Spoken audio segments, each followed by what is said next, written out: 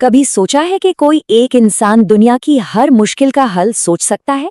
आज हम एक ऐसे ही शख्स श्री पी.आर. सरकार के कमाल के विजन को समझने वाले हैं। उन्होंने 20वीं सदी में एक पूरी नई दुनिया का खाका तैयार किया था। जरा सोचिए, एक ऐसा विचारक जिसने सिर्फ व्यक्तिगत तरक्की की बात नहीं की, बल्कि पूरे समाज को चलाने के लिए एक पूरा ब्लूप्रिंट तैयार कर दिया। और सच कहूं तो श्री सरकार का विजन वाकई में बहुत बड़ा था। मतलब हर एक चीज को कवर करता था। और उनके काम का जो स्केल है वो तो हैरान कर देने वाला है। पता है, उन्होंने 5018 गाने बनाए। सोचिए, 5000 से भी ज्यादा। और इसके अलावा न जाने कितने ही विषयों पर लिखा और बोला भी। इससे उनकी क्रिएटिविटी और नॉलेज की गहराई का अंदाजा होता है। तो सवाल ये उठता है कि इतने बड़े विजन की बुनियाद क्या थी? सब कुछ शुरू होता है एक गहरी आध्यात्मिक फिलॉसफी से। चलिए समझते हैं कि कैसे ये फिलॉसफी उनके पूरे सामाजिक ढांचे की नींव बनती है। सरकार की सोच का एक कोर आइडिया था एक अविभाज्य मानव समाज का।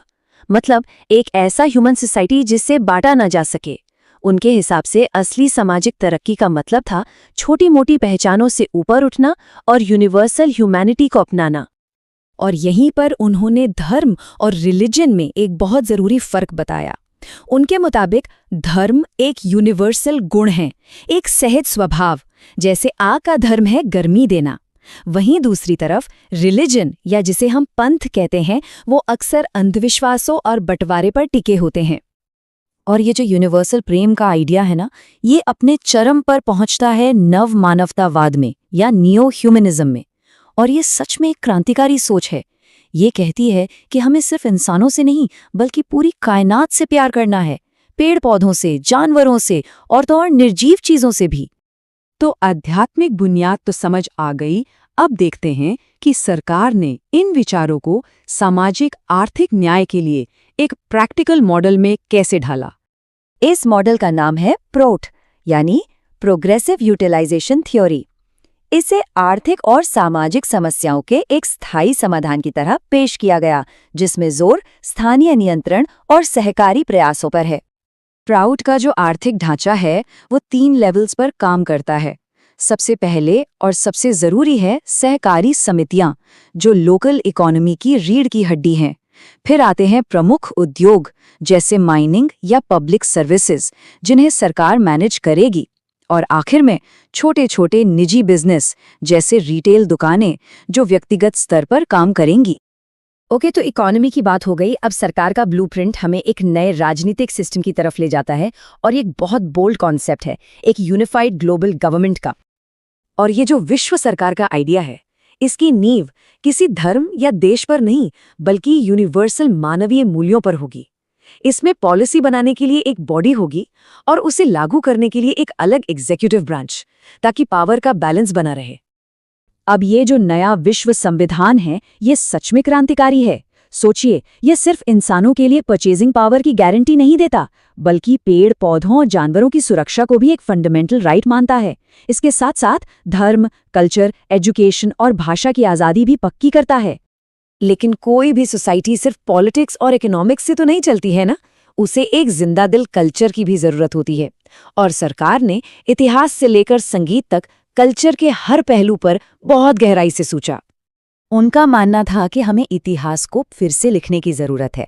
मतलब राजाओं और लड़ाइयों की कहानियों से हटकर इतिहास को मानवता के सामूहिक संघर्ष और विकास की कहानी के तौर पर पेश किया जाए।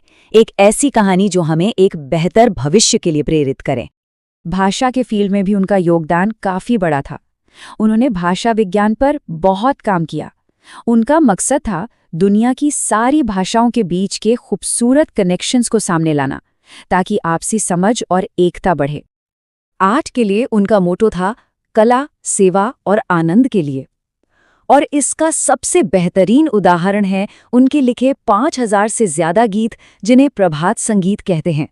इन गानों का मकसद इंसान की आत्मा को आध्यात्मिक ऊंचाइयों तक ले जाना था। ये उनकी कला का एक बहुत खूबसूरत नमूना है। ये गाना नेचर और ब्रह्मांड के बीच के गहरे रहस्यमय कनेक्शन को दिखाता है, जो उनके संगीत का एक सेंट्रल थीम हुआ करता था। तो अब बात यह है कि ये जो इतना बड़ा दार्शनिक ढांचा था, ये सिर्फ किताबों तक ही सीमित नहीं रहा। इसे एक ग्लोबल ऑर्गेनाइजेशन के जरिए हकीकत में भी बदला गया।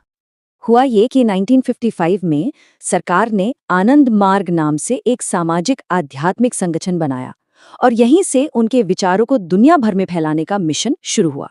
फिर जल्द ही इसमें सांस्कृतिक आंदोलन और वैश्विक राहत एजेंसियां भी जुड़ गईं, जो उनके विजन को जमीनी हकीकत में बदल रही थीं।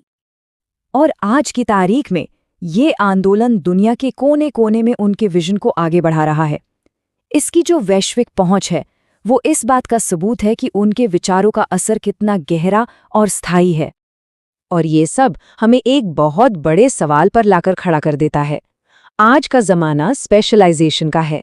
हर कोई एक छोटी सी फील्ड का एक्सपर्ट है। ऐसे में क्या पूरे मानव समाज के लिए एक भव्य एकीकृत सिद्धांत की कोई वैल्यू है? श्री सरकार का काम हमें इस संभावना के बारे में सोचने पर मजबूर करता है।